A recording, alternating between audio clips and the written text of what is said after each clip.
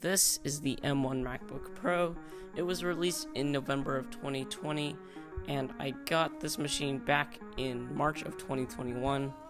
So I've owned it for about 3 months, and here are my thoughts. Okay, so first I'm going to talk about the design of this MacBook. This design is pretty good overall. This design has been used since late 2016 when the MacBook Pro got a design revamp.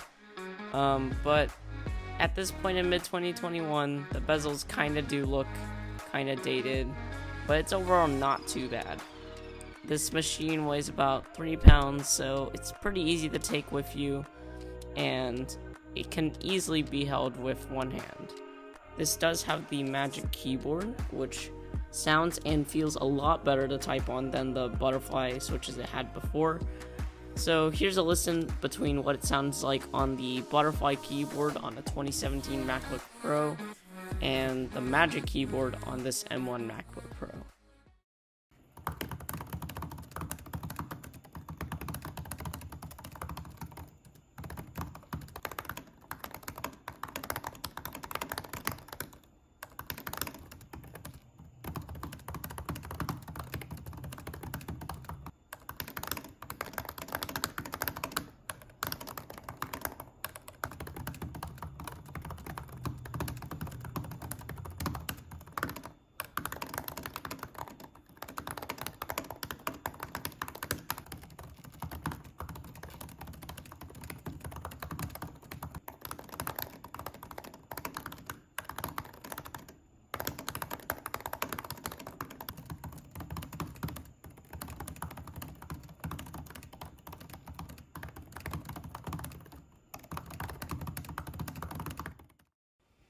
So as you just saw and heard, there's a massive difference in the sounds of the keys, as well as that full millimeter of key travel on the Magic Keyboard.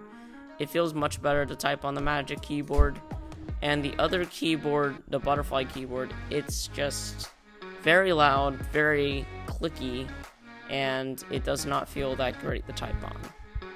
So now I'm going to talk about the screen. So this has a 13.3-inch Retina display with a 2560 by 1600 resolution with 264 ppi pixels per inch and up to 500 nits of brightness, which I find plenty bright for both indoor and outdoor usage.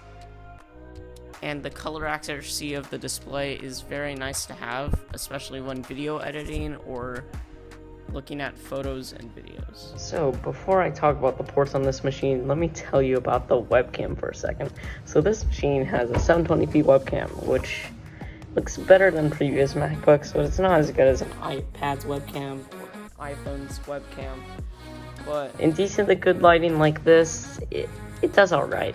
But if you don't have the best lighting like this, you can definitely see the limits of a 720p webcam compared to like the iPhone or even the iPad. So seriously, Apple, you need to make a better webcam in these.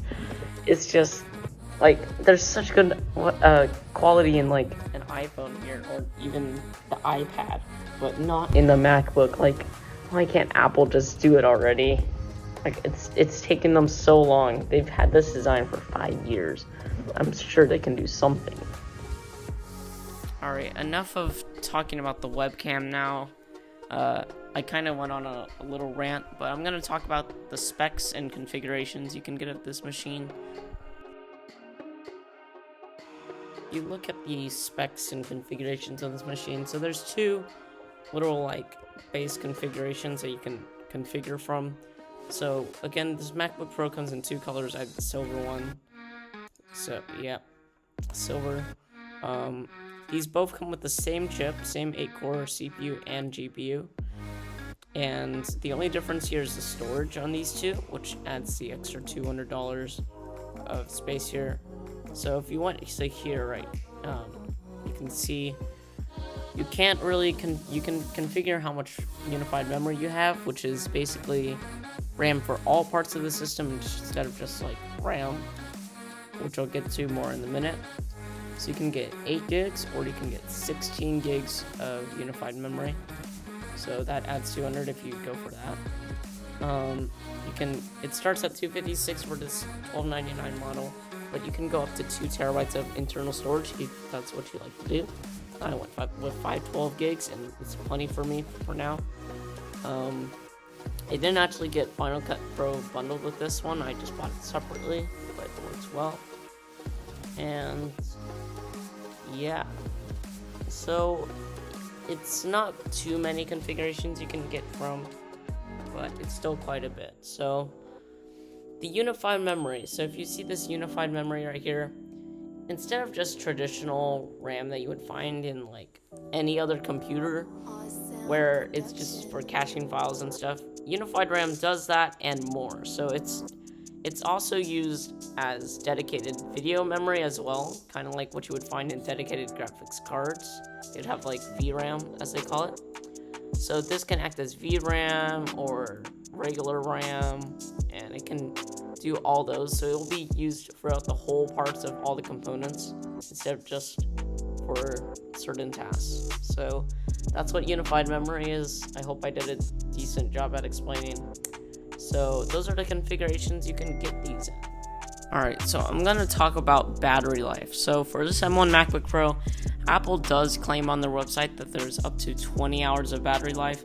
However, if you look at the footnote on the bottom, it clearly says that it was from streaming a 1080p video from the TV app and about 50% brightness, which I'm not sure if that completely lives up to that 20-hour claim, but I'll tell you from my experience from this MacBook Pro using it for about 3 months. Okay, so overall, this easily gets me through the day, barely breaking a sweat.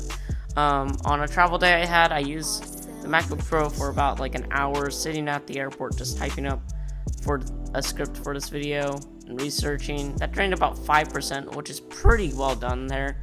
Then I spent another hour on the flight continuing to type up the script, and it only drained another 3% of battery.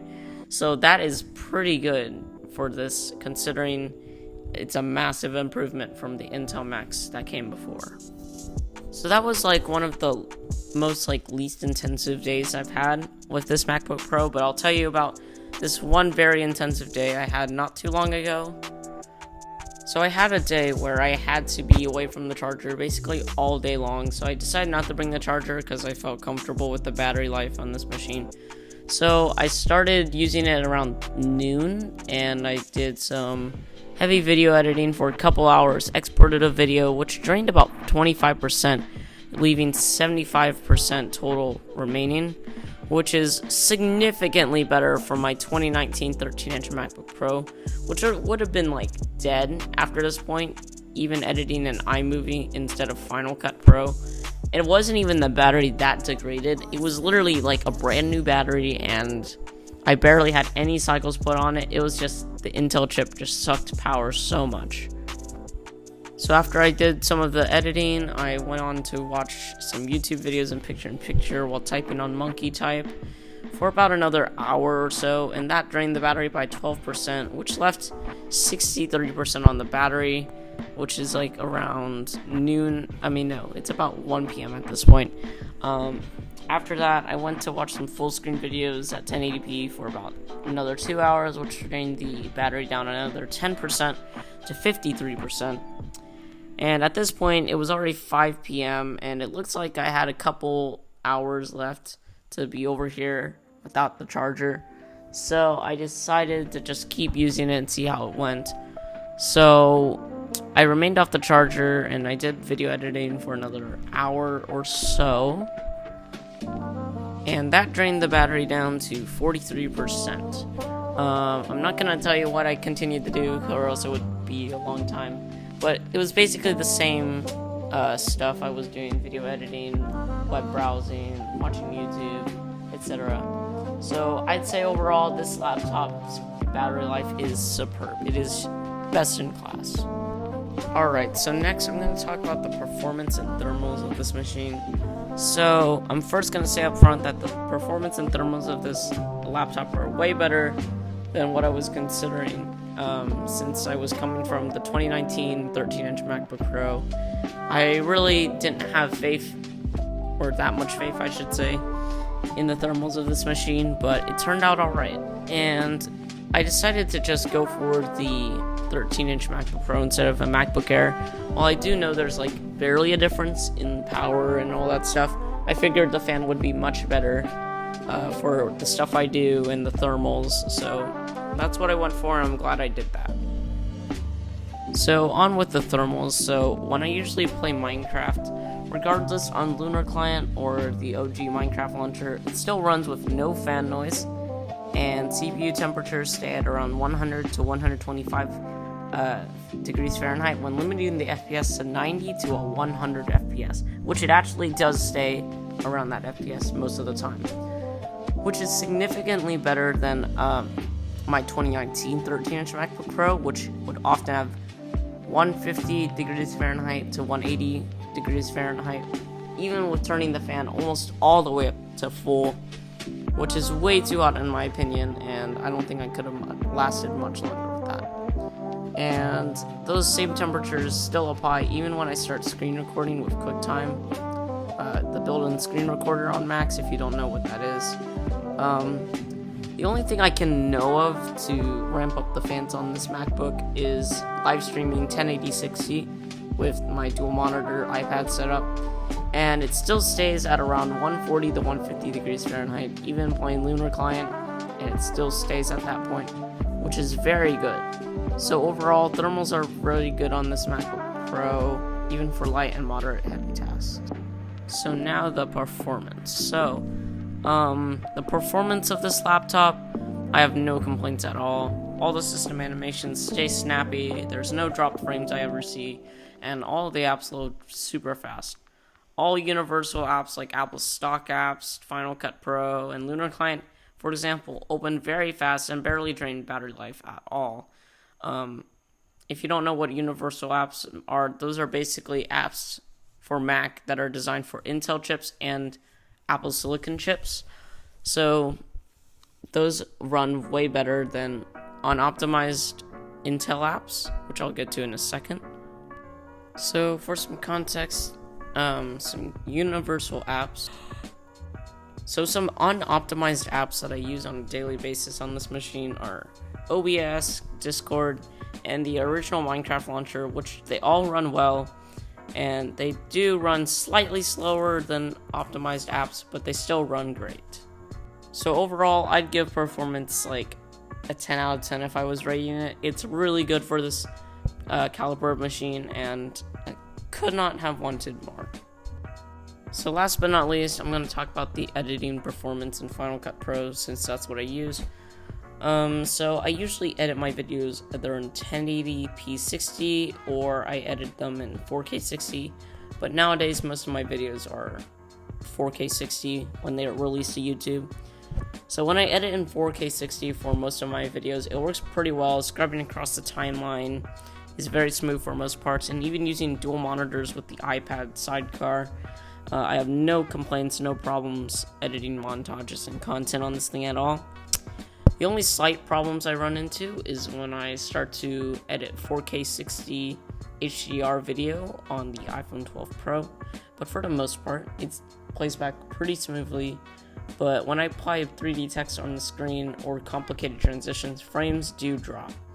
However, it is more than just tolerable, and I know that the footage is somewhat tough to deal with. So overall, editing performance in Final Cut Pro is great, and it only starts to choke when dealing with tough HDR footage. Okay, so in conclusion, if you are just looking for a Mac for basic to moderate tasks, then this Mac is right down your alley. It's the perfect one. Even if you are just starting to become a first Mac user and plan on doing moderate to heavy tasks, this is also just a great option. Even if you're coming from Windows, it's just a very nice machine. And if you really need to run Windows apps, there's many alternatives out there. There's like Crossover for Mac, which lets you run Windows apps. You're definitely not going to be playing tons of games on here, but if you do play games, they should run pretty decent on this machine. So with that, thank you all for watching this video. Let me know what you think about these kinds of videos, and I hope that this review may have been helpful, informative, intriguing, or any of the above. So I'll see you guys in the next video.